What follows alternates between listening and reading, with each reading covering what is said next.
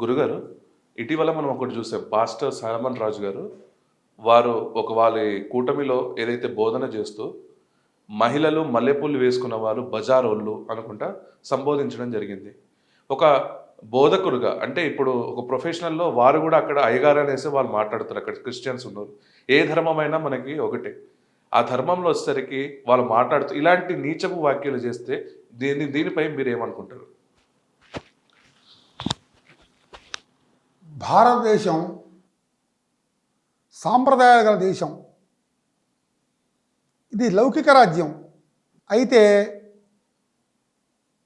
దీంట్లో ఎంతోమంది సాంప్రదాయబద్ధంగా ఉండేవాళ్ళు కూడా చాలామంది ఉన్నారు. ప్రతి ఒక్కరిని విమర్శించడం తగదు, ఎవరిని విమర్శించకూడదు. మనం మల్లెపూలు ఏంటంటే దేవుడికి పెడతారు. ముత్తైదులు అంటే బ్రాహ్మణ ముత్తైదులైనా హిందూ స్త్రీలైనా ఎవరైనా సరే తలలో పెట్టుకుంటారు, చక్కగా పూజ చేస్తారు.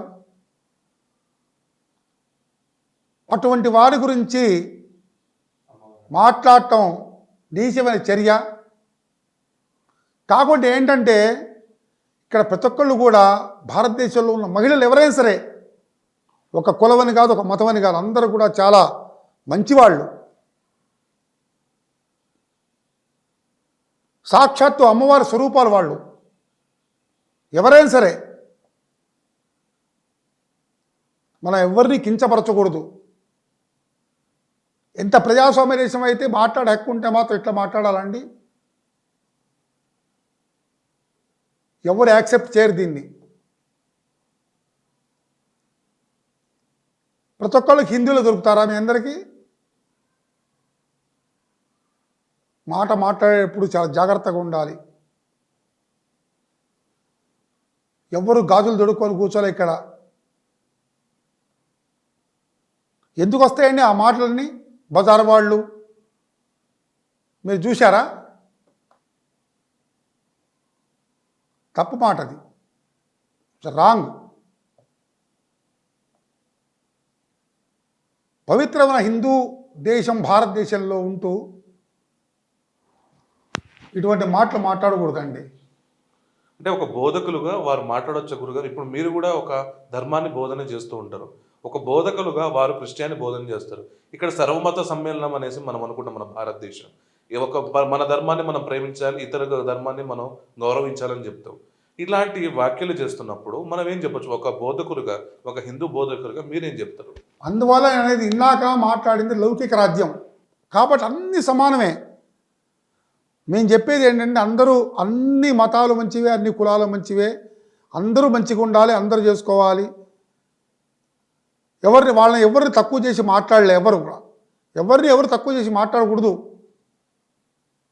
సాధ్యమైనంత మీ పూజలు మీవే, మా పూజలు మావే, వాళ్ళ పూజలు వాళ్ళవే. దీంట్లో ఎవరికెవరు వచ్చి ఇది చేసేంత ఇది లేదు. అనవసరమైన మాటలు జారకూడదు.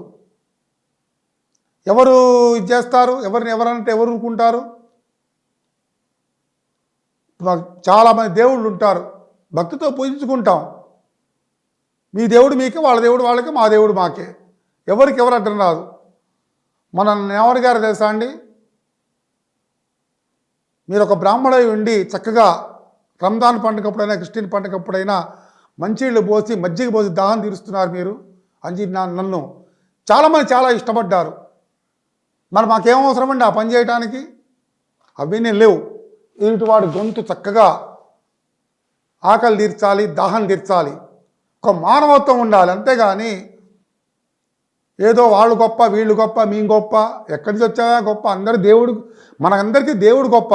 దేవుడు పూజించగలిగి సర్వమతాలు కూడా చక్కగా ఉండాలి. ఎవరిని విమర్శించకూడదు, ఎవరిని విమర్శించకూడదు. ఉన్న 100 ఏళ్ల జీవితంలో ఎందుకండి ఇవన్నీ అనవసరమైన మాటలు? ఏమైనా ₹1,00,000 వస్తాయా మీకు మాట్లాడితే? మాకేమైనా వస్తాయా? పోనీ సాటి మనిషిని గౌరవించి ఇంటికి వచ్చినా, లేకపోతే బజార్లో పోయినా, తెలవపోయిన నమస్కారం అనే భావన కలిగి ఉండాలి ఎవరైనా. ఎందుకో అట్లాంటి మాటలు అసలు మాట్లాడకూడదండి. కాబట్టి భారతదేశంలో ఉన్నటువంటి అందరూ చక్కగా పవిత్రంగా పూజలు చేసుకుంటారు. ప్రతి పూజలకు కూడా ప్రతి దేవుడు కూడా కొలుస్తుంటారు కొంతమంది. అందరు దేవుడు సమానమే, ఇక్కడ ఎవరిని కించపరిచే మాటలు ఉండవు. అందరు దేవుళ్ళు సమానమే, అందరూ మంచివాళ్లే. కాబట్టి ఎవరు కూడా ఒకరిని కించపరచకండి, కించపరిచేట్టుగా చేసుకోకండి. ఇదే మా ఆలోచన. అయితే గురుగారు ఇప్పుడు మనం అమ్మవారిని కూడా మల్లెపూలతోనే అలంకరించుకుంటాం మనం. ఇది మన దేవి నవరాత్రుల్లో ఏదైతే ఉన్నదో అమ్మవారిని కూడా వీరు కించపరిచినట్టేనా ఈ మాటలతో? ఒక స్త్రీ అనే ఎవరైతే ఉందో, హిందూ స్త్రీ అనే ఎవరైతే ఉన్నారో సాక్షాత్ అమ్మవారి స్వరూపమే. నేను కుండ బద్దలు కొట్టి చెప్తా. ఇప్పుడు ప్రతి హిందూ స్త్రీ కూడా సాక్షాత్ అమ్మవారి స్వరూపమే. ఎవరైనా సరే వాళ్ళు మల్లె పూలు పెట్టుకుంటే బజారు అవటం ఏంటండి? ఏమన్నా అర్థం ఉంది దానికి? పూలు పెట్టుకున్న వాళ్ళందరూ అంతేనా? అందరూ పెట్టుకుంటారు పూలు. మల్లెపూలు అంటే ఎవరికి ఇష్టం ఉండవు? అది తప్పు, చాలా తప్పు. ఒక స్త్రీని కించపరిస్తే సాక్షాత్ అమ్మవారిని కించపరిచినట్టుగా కూడా ఆ మాట కిందకి వస్తుంది. అందువల్ల కూడా ఇటువంటి మాటలు తప్పు మాటలన్నీ. ఎక్కడైతే స్త్రీ గౌరవింపబడుతుందో అక్కడ సాక్షాత్తు దేవుడు ఉంటాడట. నార్యస్తు పూజ్యంతే రమ్యతే తత్ర దేవతాః. ఎక్కడ స్త్రీ గౌరవింపబడుతుందో అక్కడ సాక్షాత్ అమ్మవారు కొలువై ఉంటుంది అక్కడ. కాబట్టి మనందరం కూడా దేవుడికి తల వంచి నమస్కారం చేయాల్సిందే. అమ్మవారికైనా అయ్యవారికైనా అందరం కూడా ఆ స్వామివారు ఎట్లా చెప్తే అట్లా వినాల్సిన వాళ్ళమే. ప్రతి ఒక్కళ్ళు కూడా మంచి హృదయంతో మెలగండి. ప్రతి ఒక్కళ్ళు కూడా సంతోషంతో ఉండండి.